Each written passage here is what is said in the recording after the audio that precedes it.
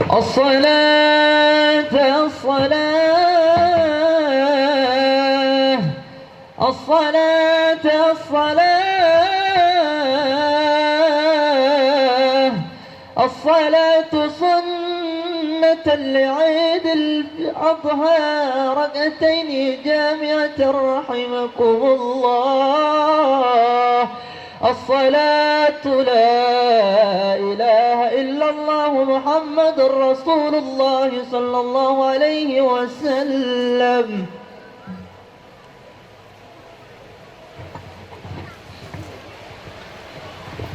Salatu jama'atullah. Mohon lurus dan rapatkan safnya. Mohon lurus dan rapatkan safnya.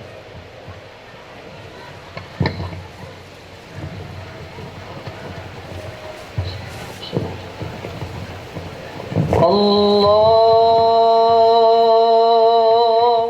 Akbar. Allahu Akbar.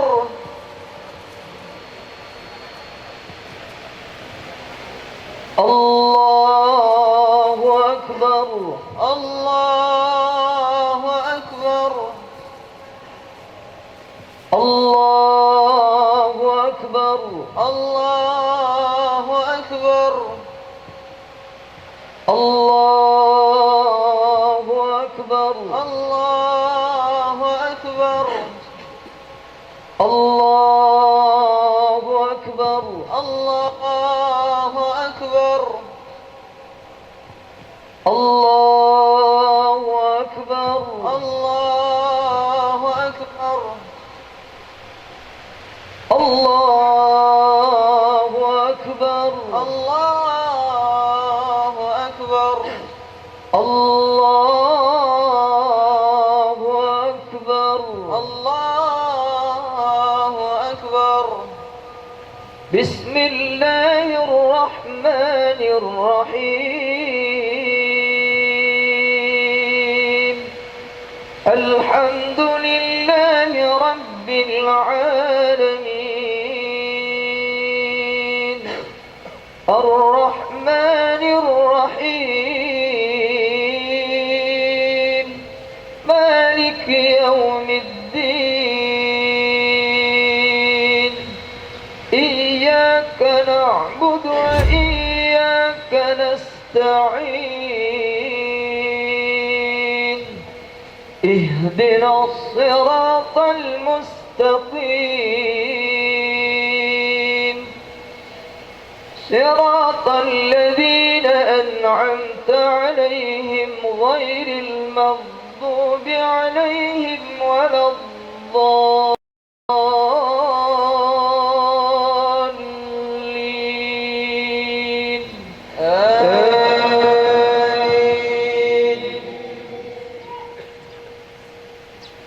بسم الله الرحمن الرحيم. سبح اسم ربك الأعلى الذي خلق فسوى والذي قدر فهدى والذي أخرج المرعى فجعله غثاء أحوى. سنقرئك فلا تنسى إلا ما شاء الله إنه يعلم الجهر وما يخفى. ونيسرك لليسرى فذكر إن نفعت الذكرى. سيذكر من يخشى ويتجنبها الأشقى الذي يصلى النار الكبرى ثم لا يموت فيها ولا يحيا. قد أفلح من تزكى وذكر اسم ربه فصلى.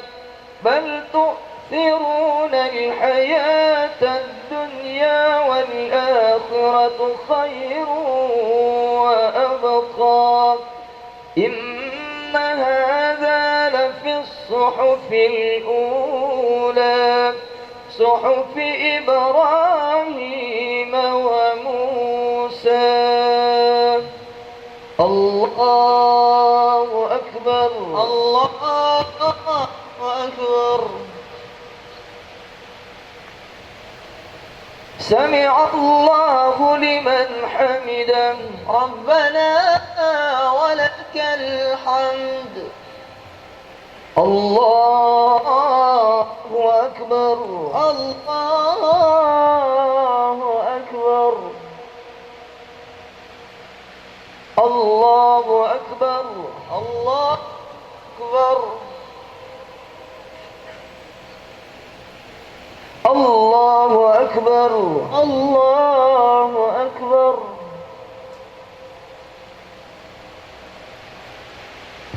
الله أكبر.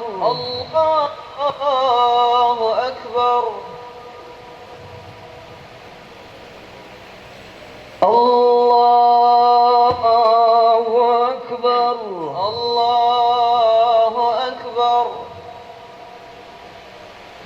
الله أكبر. الله أكبر. الله أكبر. الله أكبر. الله أكبر. الله أكبر. الله أكبر. الله أكبر. بسم الله الرحمن الرحيم. الحمد لله رب العالمين. الرحمن الرحيم. مالك يوم الدين. إياك نعبد وإياك نستعين. اهدنا الصراط المستقيم صراط الذين أنعمت عليهم غير المغضوب عليهم ولا الضالين.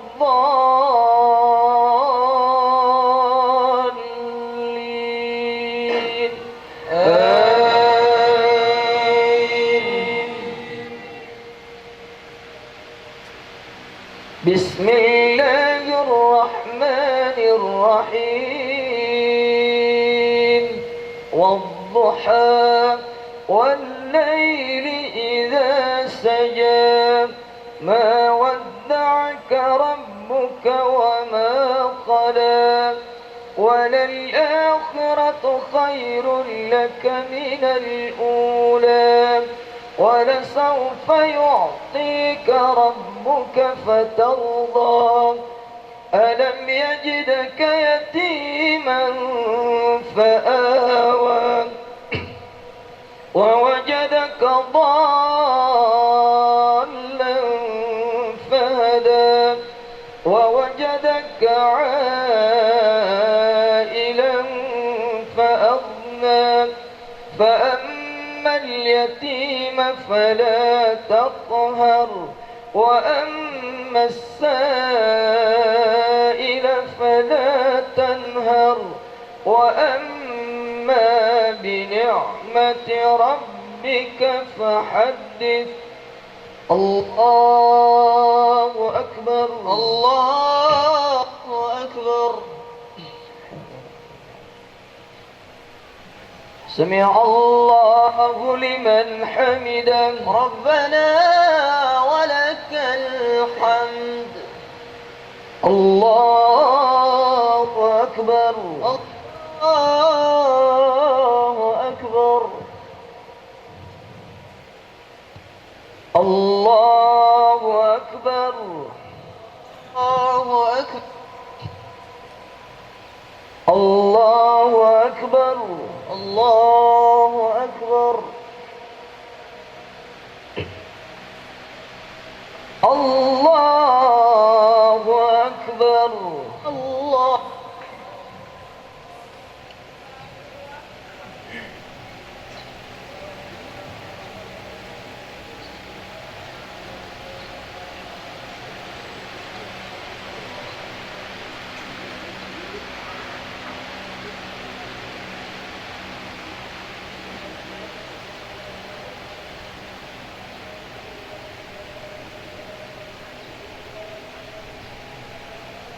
السلام عليكم ورحمة الله. السلام عليكم ورحمة الله.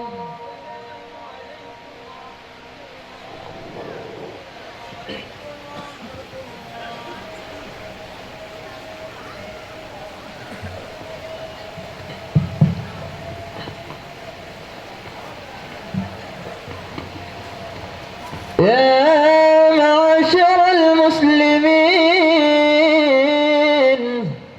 وزمرة المؤمنين رحمكم الله، اعلموا أن يومكم هذا يوم عيد الأضحى ويوم السرور ويوم المغفور،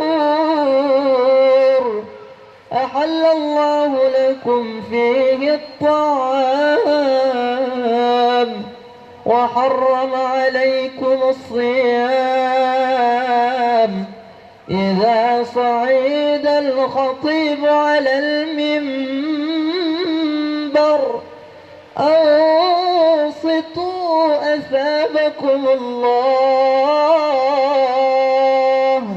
واسمعوا أجاركم الله، وأطيعوا رحمكم الله، أنصتوا لعلكم ترحمون. إن الله وملائكته يصلون على النبي، يا أيها الذين آمنوا صلوا عليه وسلموا تسليما.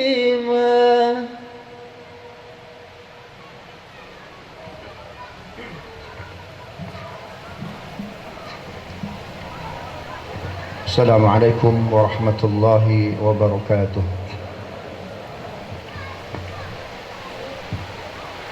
اللهم قوم الإسلام والإيمان من المسلمين والمسلمات والمؤمنين والمؤمنات الأحياء منهم والأموات، وانصرهم على معاند الدين.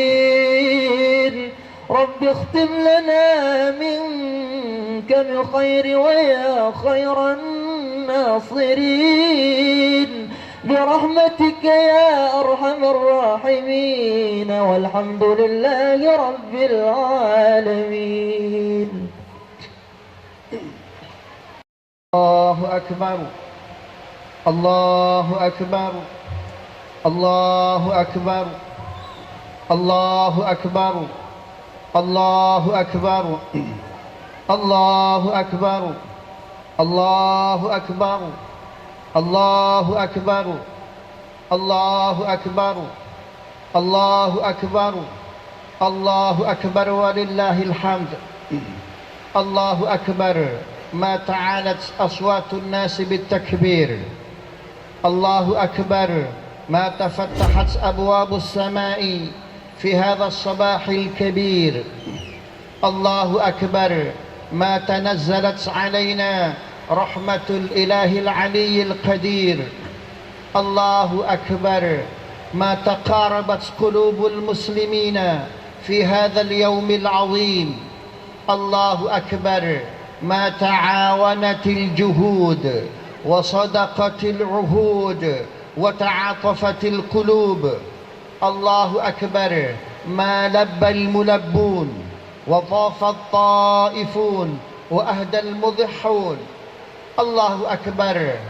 ما سعى الحجاج بين الصفاء والمروة وذكر الذاكرون الله أكبر كبيرا والحمد لله كثيرا وسبحان الله بكرة وأصيلا لا إله إلا الله ولا نعبد إلا إياه مخلصين له الدين ولو كره الكافرون ولو كره المشركون ولو كره المنافقون لا إله إلا الله وحده صدق وعده ونصر عبده وأعز جنده وهزم الأحزاب وحده لا إله إلا الله والله أكبر الله أكبر ولله الحمد أشهد أن لا إله إلا الله وأشهد أن محمدا رسول الله اللهم صل على سيدنا محمد وعلى آل سيدنا محمد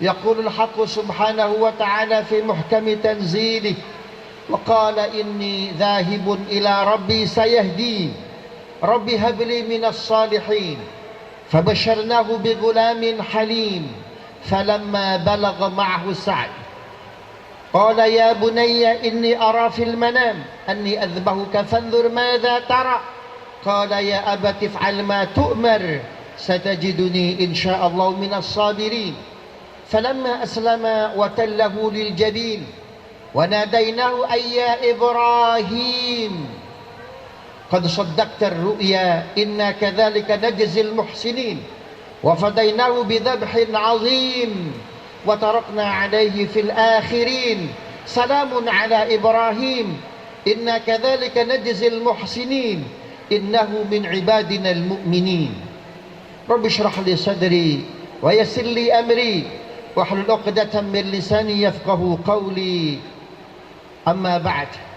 Sidang Idul Adha yang dimuliakan Allah, hari ini adalah hari besar, hari di mana kita bertakbir sebagai perwujudan rasa syukur kita kepada Zat yang Maha Akbar. Allahu Akbar, Allahu Akbar, walillahil hamd.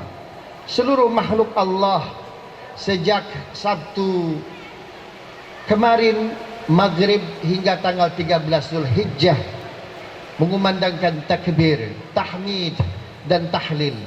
Allahu Akbar, Allahu Akbar, Allahu Akbar, walillahil hamd.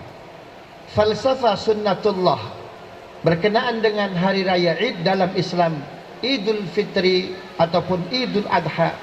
Keduanya dirayakan setelah umat Islam selesai melaksanakan agenda besar yang Allah Subhanahu wa taala wajibkan. Idul Fitri kita laksanakan selesai kita puasa Ramadan 1 bulan lamanya. Sedangkan Idul Adha kita rayakan ketika sebagian kita dijamu oleh Allah di padang Arafah, dihajikan. Maka sejatinya kita pun demikian. Selesai dari sebuah program besar, agenda besar, maka kembalikanlah, bersyukurlah kepada Allah Subhanahu wa taala. Karena apa yang kita miliki, apa yang kita peroleh, apa yang kita lakukan, baik ibadah kita ataupun dunia kita, terkait ibadah bukan karena kita orang alim, terkait dunia kita yang kita peroleh hari ini bukan karena kita orang hebat, semuanya karena akbarnya Allah Subhanahu wa taala. Bagaimana kita mengaku besar? Nabi kita Muhammad sallallahu alaihi wasallam adalah orang yang amat tawadhu. Ketika nabi-nabi yang lain dipanggil oleh Allah menyebut gelar kelebihannya, Nabi kita ketika dipanggil oleh Allah, ya Muhammad, hai Muhammad, man anta, anda siapa? Ana yatim, aku anak yatim. Karena itu Allah menempatkan Nabi kita sebagai Sayyidul Anbiya'i wal Mursalin. Allahu yastafi minal malaikati rusula wa minan nas.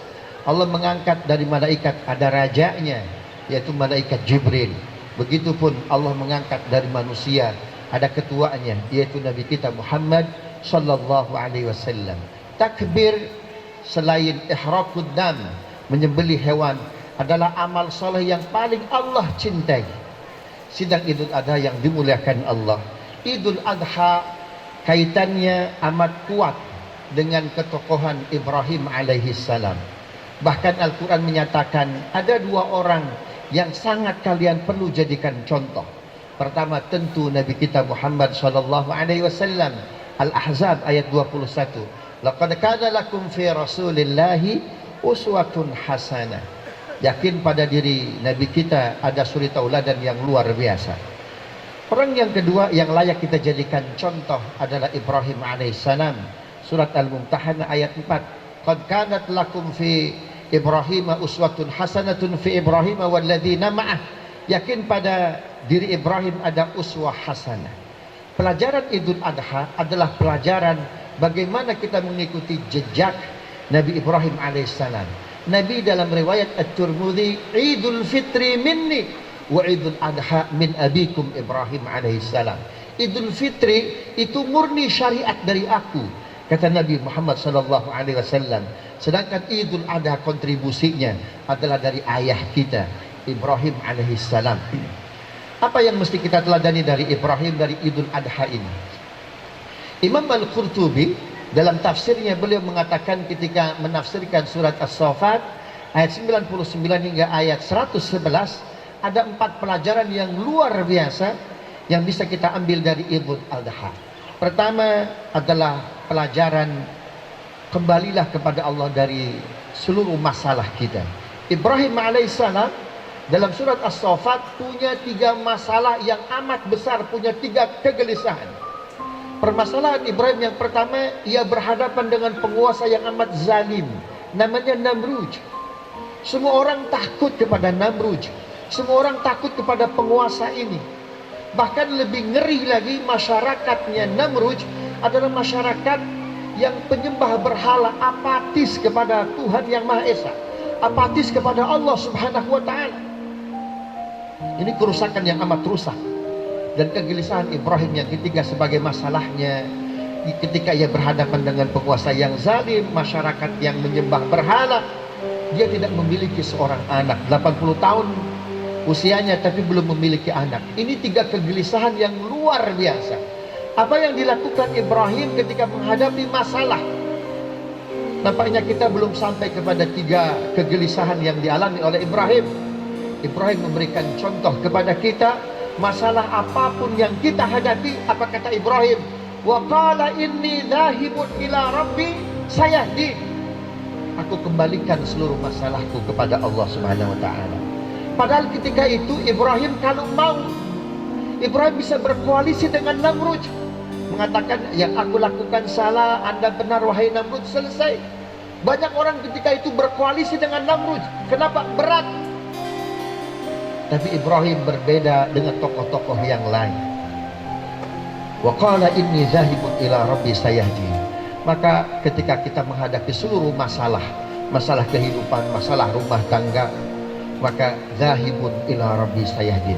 Biasakan mengembalikannya kepada Allah Subhanahu wa Ta'ala. Dan ternyata sejarah memang mencatat demikian. Namrud sampai wafatnya justru bukan pemenang tapi yang kalah. Tapi Ibrahim sampai hari ini namanya amat harum luar biasa. Kembalikan segala sesuatu kepada Allah Subhanahu wa Ta'ala. Pelajaran yang kedua dari Idul Adha ini adalah pelajaran bahwa cinta itu butuh pengorbanan. Nabi kita pernah bersabda, ana ibnu dhabihatain. Aku adalah orang dari 2 ayah yang disembelih. Pertama tentu Ismail alaihissalam, putranya Ibrahim. Dan yang kedua, ayah Nabi yang hampir disembelih adalah Abdullah bin Abdul Muttalib. Ibrahim alaihissalam ketika Allah kabulkan doanya, ketika ia berdoa, Rabbi habli minas salihin. Ya Allah, kasih aku seorang anak yang saleh. 80 tahun tidak punya anak, kemudian Allah berikan anak, sedang lucu-lucunya maka diuji Allah. Ahasiban nasu ayyutrafu ayyaqulu amanna wa hum la yuftanu. Apakah orang dibiarkan untuk berkata aku iman tapi belum pernah diuji oleh Allah Subhanahu wa Ta'ala? Maka ketika Ismail sedang lucu-lucunya, Ibrahim alaihissalam bermimpi di sebuah tempat yang hari ini kita para jamaah haji bermabit di situ, namanya Muzdalifah. Nabi Ibrahim bermimpi, inni ara fil manam anni azbahuka fanzur madza tara. Anakku, tadi malam ayah bermimpi menyembelih Anda, bagaimana sikap Anda? Cerita ini diceritakan oleh Ibrahim kepada Ismail di Mina.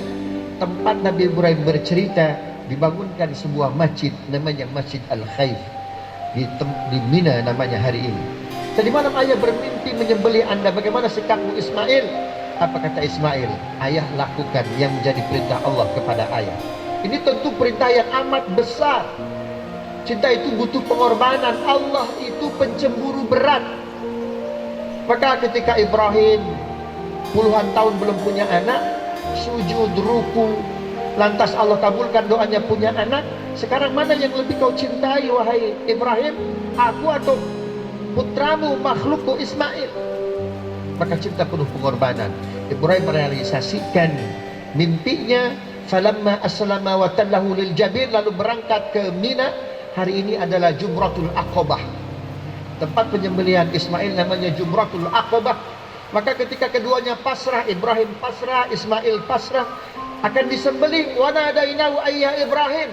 Ketika golok itu akan nempel di lehernya, tiba-tiba dari atas langit ada suara, Ibrahim, Ibrahim. Lalu Ibrahim mencari suara tersebut. Wa fadainahu bidzabhin azim. Ketika ia kembali menengok Ismail, ternyata Ismail sudah Allah ganti dengan domba kibas. Ibrahim kelimpungan cari ke sana kemari hingga kembali ke rumah.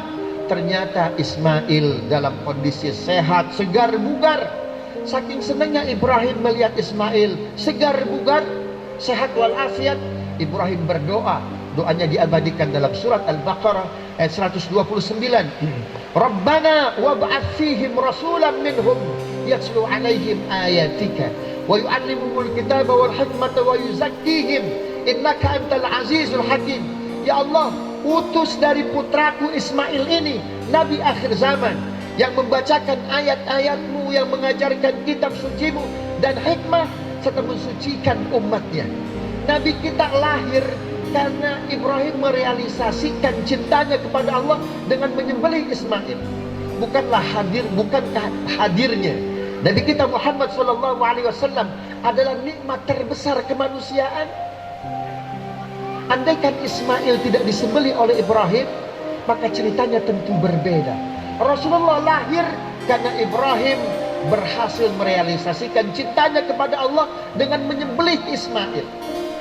Ini nikmat terbesar. Subhanallah.